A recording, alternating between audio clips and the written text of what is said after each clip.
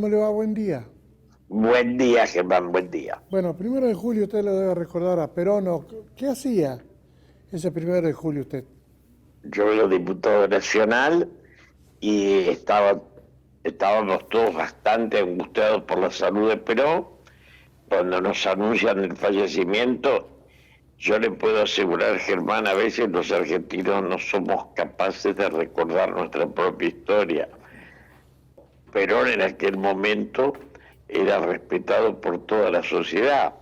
Había sacado el 62% de los votos y del otro lado los votos eran de Balbín, que era su adversario convertido en amigo.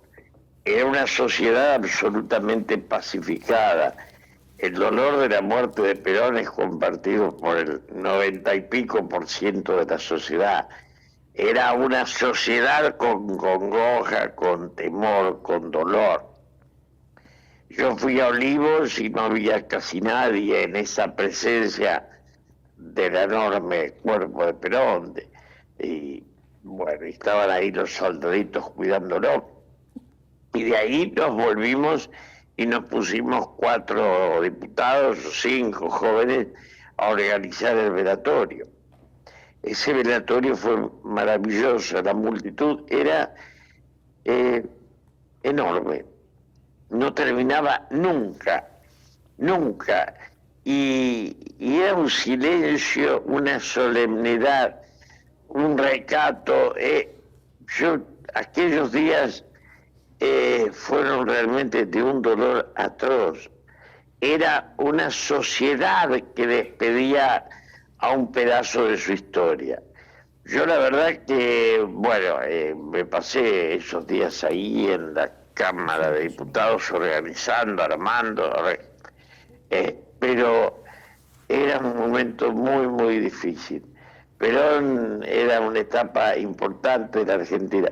Y a veces nos olvidamos de que esa idea de patria que se había iniciado con Irigoyen, que había continuado con Perón, con Forja, estuvo vigente aún con los militares asesinos del 55, con Aramburu, digamos, la noción de vendepatria no llegó con el golpe del 55, Germán.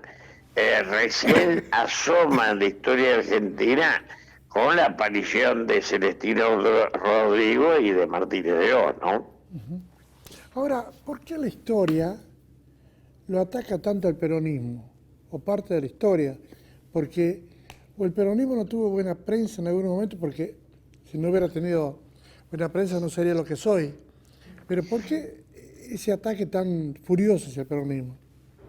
El antiperonismo es lo antipopular, pero después del retorno del exilio y de los secuestros y del dolor, apareció el Turco Menem, que fue la degradación del peronismo.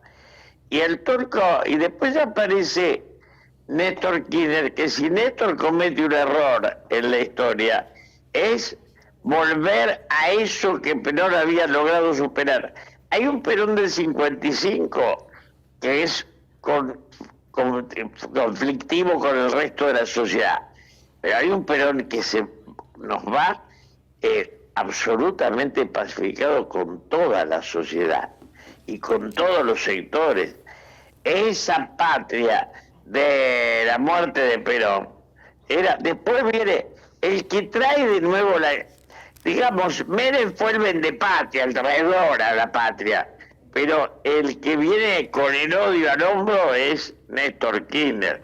Néstor trae la grieta, y en la grieta es esto de que el peronismo es el nombre de la oposición y el gorilismo es el nombre del partido de los ricos. Pero no somos patria, sí, Germán. Para ser patria necesitamos tener un proyecto común. Y el último proyecto común fue el de Perón y luego el del intento de Alfonsín. Ahora, en cuanto a estas cuestiones de que todavía la historia, por ejemplo, no logra resolver el 55. No está cerrado el 55. El 55 fue una masacre de asesinos que llegaron a bombardear a un pueblo desde la aviación de la Marina. O sea, Rojas y Aramburu eran dos asesinos. El antiperonismo fue asesino en el 55 y fue asesino en el 76. Nada más que en el 76 ya se había profesionalizado y mataba por deporte, asesinaba por deporte. Ese peronismo al que odian no tiene muertes. El antiperonismo es solo asesinato. Vamos al peronismo de hoy. ¿Es Kicillof el representante del peronismo? Esa no es el peronismo, Germán, será el patriotismo. Puede ser Puyar o Kicillof. Kicillof es lo mejor que tiene la provincia. Hay que sacarse el virus contagioso del kirchnerismo de encima. El kirchnerismo es antiperonismo en esencia, el gorilismo. Pero Kicillof es de lo mejor que tiene la alternativa, y el otro es Puyaro. Yo creo que el problema es el patriotismo. Los argentinos estamos recuperar la P de patria. Eso que tiene Brasil, que es amar a lo que son. Nosotros fuimos un gran país mientras nos quisimos a nosotros mismos.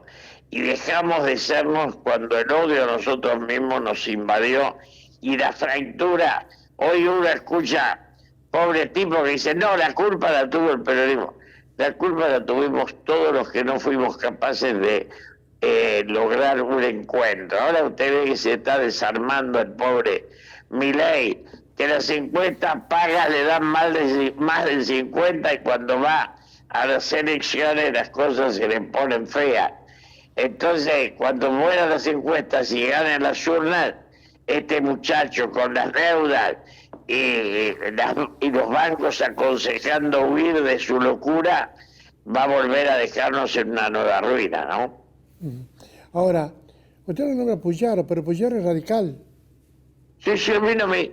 Yo creo que la patria no tiene un solo nombre. Puede ser radical o puede ser peronista. A mí no me interesa, a Perón tampoco le interesaba. Digamos, el intento de alianza, de acuerdo, de encuentro entre Perón y Sabatini, entre Perón y Balbín, estuvo siempre. El radicalismo es otra vertiente del pensamiento nacional.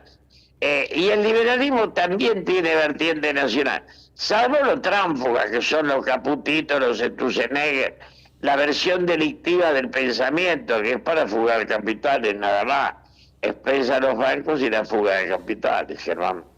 Bueno, para terminar estas cuestiones de que el presidente está como perdiendo algunos criterios de razonabilidad en sus comentarios contra algunos periodistas o contra algunas mujeres periodistas.